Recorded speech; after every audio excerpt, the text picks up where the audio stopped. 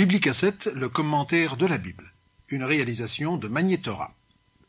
Parashat Toruma, commenté par le professeur Binyamin Gross.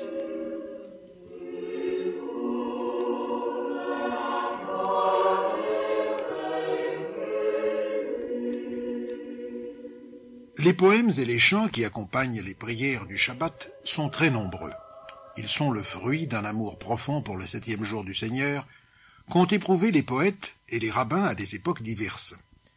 Ces poèmes n'ont pas été écrits pour être introduits dans telle ou telle prière du Shabbat et ne sont que l'expression d'une foi profonde en l'arrivée du Messie par l'observance du Shabbat, de la sainteté du Shabbat et un chant de louange au Créateur qui a donné à son peuple le jour de repos hebdomadaire. Leurs auteurs, d'origine ashkénaze ou séfarade, ont écrit aussi bien dans la diaspora qu'en Eretz Israël. Citons Ben Labrat, Yehuda Halevi, Ibn Ezra, poète du Moyen-Âge espagnol, ou encore Yitzhak Luria, Rabbi Israël Nadjara et bien d'autres. Ces poèmes ne sont généralement pas récités à la synagogue, mais à la maison, en famille. Le plus célèbre est sans doute le Shalom Aleichem, basé sur un passage du traité du Shabbat qui relate les faits du bon ange et du mauvais ange.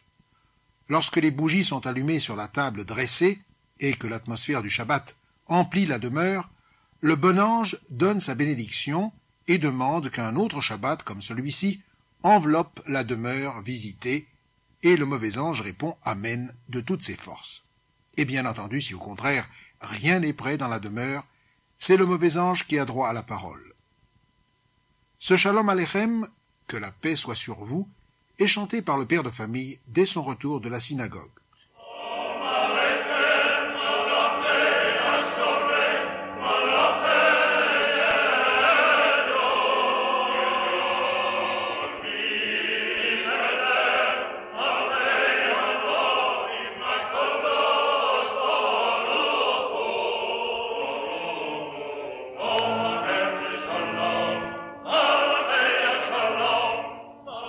Un autre chant que l'on entonne autour de la table du Shabbat donne l'explication de la beauté du Shabbat.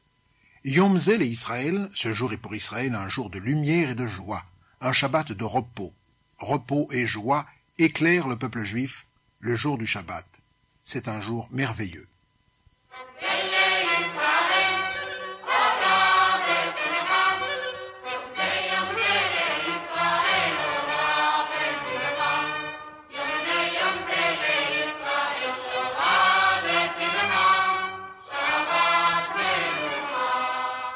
Un autre exemple dans ce domaine est le poème d'Eliezer Azikri de Safed, rabbin kabbaliste du Moyen-Âge.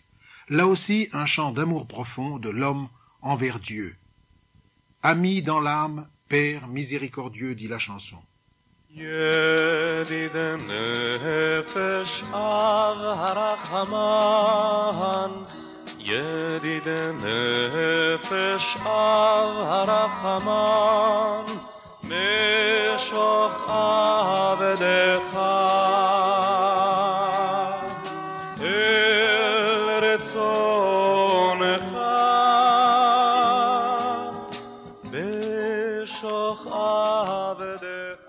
Ce jour est le jour le plus solennel d'entre les jours.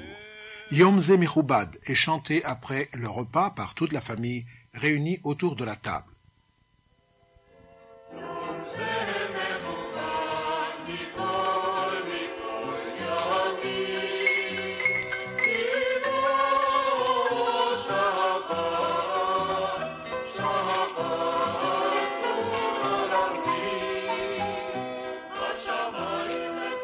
Après tous ces poèmes, il convient de voir un peu ce que disent les textes.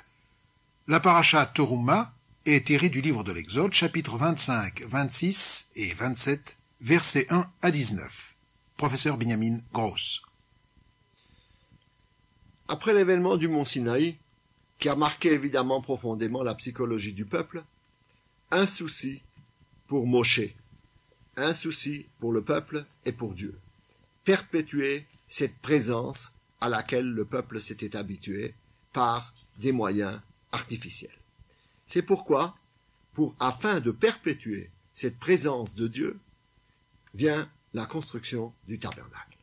Elle symbolise la proximité de Dieu au milieu du peuple.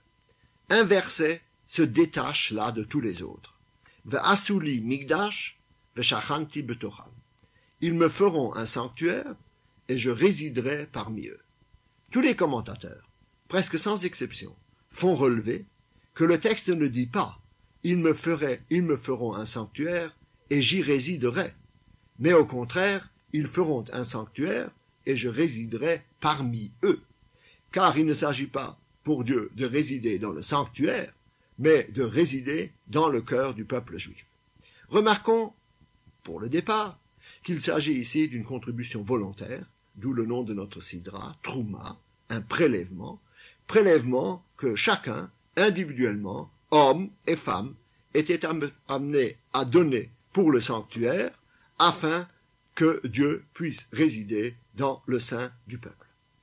La paracha comporte la description détaillée des objets qui figureront dans le sanctuaire, l'autel, le célèbre chandelier à 7 branches, qui sera le symbole même de l'existence juive et jusqu'aujourd'hui le symbole de l'État d'Israël, la table, l'arche de la loi, qui est placée dans le Saint des Saints, endroit où seul le grand prêtre pénétrait une seule fois par an.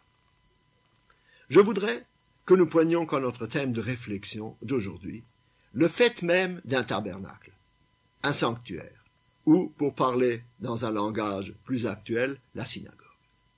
Ce n'est un secret pour personne que la vie de la synagogue aujourd'hui subit une grande désaffection. Le peuple juif dans son ensemble, par une baisse de la volonté religieuse, s'écarte souvent de ce centre de la vie juive qui autrefois était le centre de toute la vie juive. La synagogue était le lieu de rassemblement. Peut-être peut-on affirmer qu'aujourd'hui, ce centre s'est déplacé vers Israël, le peuple d'Israël, l'existence de l'État d'Israël, qui galvanise toutes les énergies et qui, dans la Gola, groupe une grande partie du peuple juif autour des réalités politiques du peuple.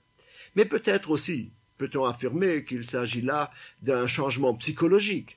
La jeunesse aujourd'hui n'aime plus tellement le décorum, la solennité, le protocole, la cérémonie qui étaient si chers au début du siècle et qui font que souvent nos synagogues manquent de spontanéité et souvent de ferveur interne. Tout cela est vrai, mais constitue certainement ce que je voudrais appeler le côté institutionnel de la synagogue. Il y a la synagogue comme une institution, de la communauté comme phénomène social, d'un phénomène communautaire. D'ailleurs, de ce point de vue, nous voyons aujourd'hui, et il me semble qu'il faut le souligner pour le bien, c'est que la synagogue, actuellement, devient plus un Beit HaKnesset et pas seulement un lieu de culte. Il me semble que cette façon de considérer les choses, de faire de la synagogue un centre communautaire, avec des activités sociales et culturelles, n'est nullement étrangère à la conception profonde du Beit HaKnesset, qui fait que le culte n'est pas seulement un objet d'adoration envers Dieu, mais régit également, s'étend également à la vie sociale. Et je crois donc que le fait d'adjoindre un centre communautaire à la synagogue, à l'oratoire, est effectivement une réalisation heureuse de la formule juive de la synagogue, c'est-à-dire du Beit HaKnesset, mais tout en soulignant cet aspect favorable et moderne de l'évolution de la synagogue, je crois qu'il ne faut pas surestimer cet aspect communautaire. Il ne faudrait pas que la communauté ou le centre communautaire soit justement séparé de la vie synagogale. Pourquoi?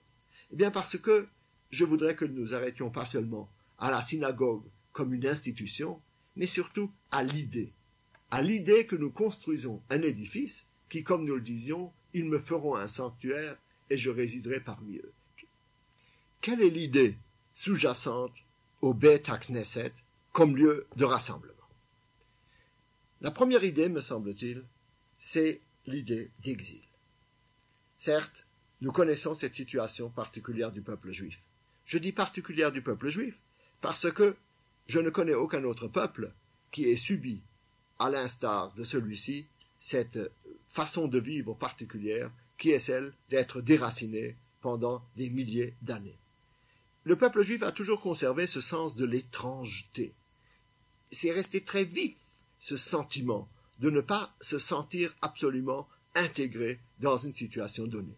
Faut-il rappeler que 6 des 19 bénédictions de la Shmoné Esrei sont un rappel de cet exil. Faut-il rappeler que lors de chaque deuil, la formule de consolation comporte un rappel à Sion et à Jérusalem. Faut-il rappeler qu'à chacune de nos fêtes, et en particulier dans un mariage, nous brisons un verre pour rappeler la destruction du temple, et que sont en définitive nos jeûnes et nos jours de fête, sinon un rappel de Sion et de Jérusalem. Si bien qu'à travers nos exils, nous avons toujours maintenu ce rappel d'un lieu qui serait privilégié et dans lequel nous serions à la maison. Mais cette expérience juive qui nous tenaille et qui tient à la mentalité même du juif partout où il se trouve, n'est au fond qu'une expérience exemplaire. Elle veut pousser les frontières de l'humain jusqu'à l'ultime. Tout homme, par le fait qu'il est un homme, est d'une certaine manière en exil.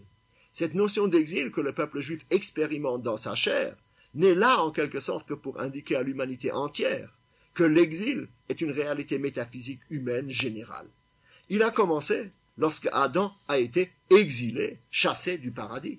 Et n'oublions pas que le premier juif se présentait déjà ainsi devant les nations, « Ger v'toshav » je suis un étranger et un habitant, c'est-à-dire je séjourne ici, mais en réalité je demeure toujours un étranger. Pourquoi l'homme est-il en exil? C'est que cet exil, c'est le signe d'une faiblesse humaine, d'une certaine vulnérabilité. Il est exposé à la maladie, il est exposé à la mort, il est exposé aux crises sociales. Sa situation n'est jamais stable. Et certes, nous courons après la stabilité, et il est inutile de dire que les progrès de la science ont en grande partie, ainsi que ceux d'ailleurs que l'organisation sociale, pour but de pallier ces difficultés constantes, ces crises et ces dangers. Mais je ne pense pas que nous ayons réussi à les éliminer.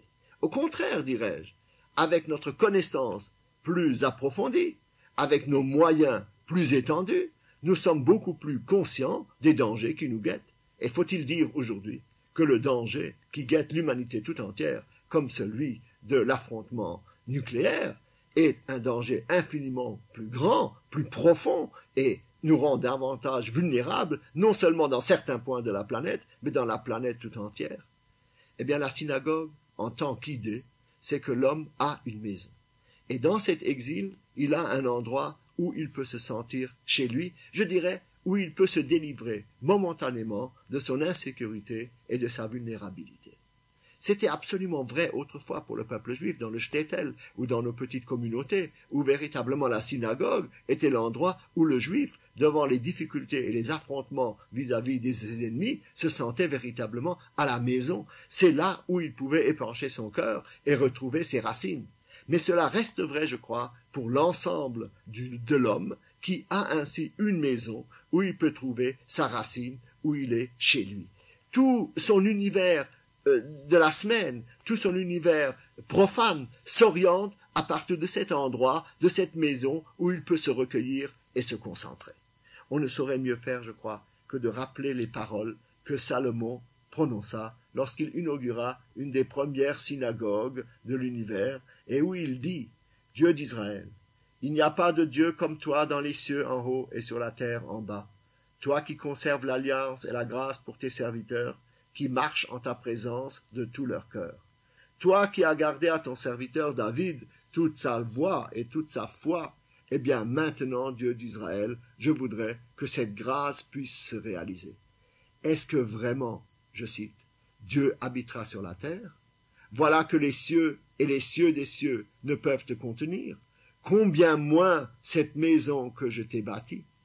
Et c'est pourquoi Salomon ajoute, tu seras attentif à la prière de ton serviteur et à sa supplication, mon Dieu, en écoutant la clameur et la prière que ton serviteur profère aujourd'hui devant toi. Et, ayant tes yeux ouverts nuit et jour sur cette maison, sur le lieu dont tu as dit mon nom sera là, en écoutant la prière que t'adresse son serviteur en ce lieu.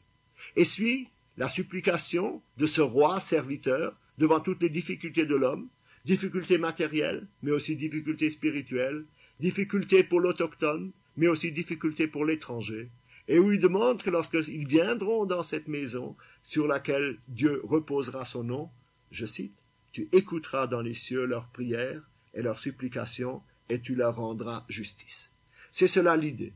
Il y a un endroit où nous pouvons retrouver nos racines. Et de là, je crois qu'il faut dire que la synagogue, qui est un lieu d'épanchement du cœur, où l'homme peut retrouver sa racine, est également le lieu de la prière publique. Car, en ce qui concerne le juif, le judaïsme dans son ensemble, la prière est essentiellement non seulement l'épanchement du cœur de chaque individu devant ses difficultés propres, mais la prise en considération de l'humain en général. Et si la prière juive est par essence une prière sociale, le tzibour, et ne peut se réaliser dans sa totalité, dans sa conception ultime, que par le minyan, c'est-à-dire par la réunion de 10 juifs, c'est que 10 est un signe symbolique pour la collectivité tout entière. Dans chaque minyan, dans chaque petite synagogue, les juifs se réunissent non pas pour se représenter eux-mêmes, non seulement pour représenter la communauté tout entière, mais pour être ainsi le symbole de l'humain même.